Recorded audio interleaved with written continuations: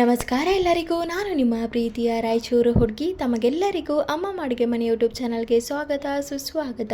ಇವತ್ತಿನ special recipe ಏನಪ್ಪ ಅಂದರೆ, ಈ ಬೇಸಿಗೆಗೆ ಒಳ್ಳೆ ರೆಸಿಪಿ ಆಗಿರುವಂತಹ, ದೇಹಕ್ಕೆ ತಂಪಾಗಿರುವಂತಹ ರಾಗಿ ಗಂಜಿನ ಯಾವ ರೀತಿ ಮಾಡೋದು ಅಂತ ನೋಡ್ಕೊಂಡು ಬರೋಣ.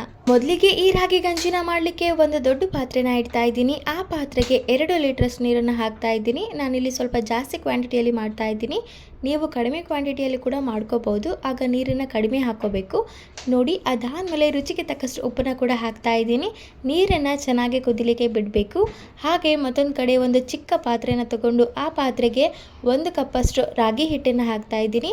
ಆ ಹಿಟ್ಟನ್ನು ಹಾಕಿ ಅದಕ್ಕೆ ಸ್ವಲ್ಪನೇ ತಣ್ಣೀರು ಹಾಕ್ತಾ ನೀಟಾಗಿ ಪೇಸ್ಟ್ ರೀತಿಯಾಗಿ ಕಲಿಸ್ಕೋಬೇಕು ನೋಡಿ. ಆಲ್ರೆಡಿ ಹಿಟ್ಟನ್ನೆಲ್ಲ ತುಂಬ ಚೆನ್ನಾಗಿ ಕಲಿಸ್ಕೊಂಡಿದ್ದೀವಿ. ಒಂಚೂರು ಗಂಟಿಲ್ದಂಗೆ ಅದನ್ನು ಕ್ರೀಮಿಯಾಗಿ ಈ ರೀತಿ ಪೇಸ್ಟ್ ಥರ ಕಲಿಸ್ಕೋಬೇಕಾಗುತ್ತೆ ನೋಡಿ. ಹಾಗೆ ಮತ್ತೊಂದು ಕಡೆ ನೀರು ಕೂಡ ತುಂಬ ಚೆನ್ನಾಗಿ ಕಾದಿದೆ.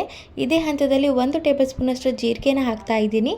ಜೀರಿಗೆನ ಹಾಕ್ಕೊಂಡು ಒಂದು ಸತಿ ನೀಟಾಗಿ ಕಲಿಸ್ಕೊಂಡು ಆದಮೇಲೆ ಮುಂಚೆನೇ ರೆಡಿ ಮಾಡಿ ಇಟ್ಕೊಂಡಿರುವಂತಹ ರಾಗಿ ಹಿಟ್ಟಿನ ಪೇಸ್ಟನ್ನು ಇದಕ್ಕೆ ಹಾಕ್ಕೊಂಡು ತುಂಬ ಚೆನ್ನಾಗಿ ಕಲಿಸ್ಕೋಬೇಕು. ಒಂದು 5 ನಿಮಿಷ ಇದನ್ನು ಇದೇ ರೀತಿಯಾಗಿ ಕಲಿಸ್ತಾ ಇರಬೇಕು. ಆಗ ಹಿಟ್ಟು ಒಂಚೂರು ಗಂಟು ಆಗೋದಿಲ್ಲ. ಮುಂಚೆನೇ ಪೇಸ್ಟಾಗಿ ಮಾಡೋದ್ರಿಂದ ಒಂಚೂರು ಗಂಟು ಆಗಿರೋದಿಲ್ಲ.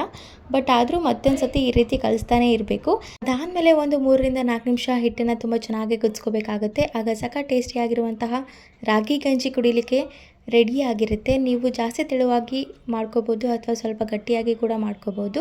ಅದು ನಿಮ್ಮ ಟೇಸ್ಟ್ ಪ್ರಕಾರ ನೋಡಿ. ಸಖತ್ ಟೇಸ್ಟಿಯಾಗಿರುವಂತಹ ರಾಗಿ ಗಂಜಿ ರೆಡಿಯಾಗಿದೆ. ಸೊ ಇದಾಗಿತ್ತು ಇವತ್ತಿನ ಹೆಲ್ದಿ ಆ್ಯಂಡ್ ಟೇಸ್ಟಿ ರೆಸಿಪಿ. ಈ ರೆಸಿಪಿ ನಿಮ್ಗೆ ಏನಾದರೂ ಇಷ್ಟ ಆಗಿದ್ರೆ ಅಮ್ಮಮ್ಮ ಅಡುಗೆ ಮನೆ ಯೂಟ್ಯೂಬ್ ಚಾನಲನ್ನು ಲೈಕ್ ಮಾಡಿ, ಶೇರ್ ಮಾಡಿ, ಕಮೆಂಟ್ ಮಾಡಿ ಹಾಗೂ ನಮ್ಮ ಚಾನಲನ್ನು ಸಬ್ಸ್ಕ್ರೈಬ್ ಮಾಡಿ. ಧನ್ಯವಾದಗಳು.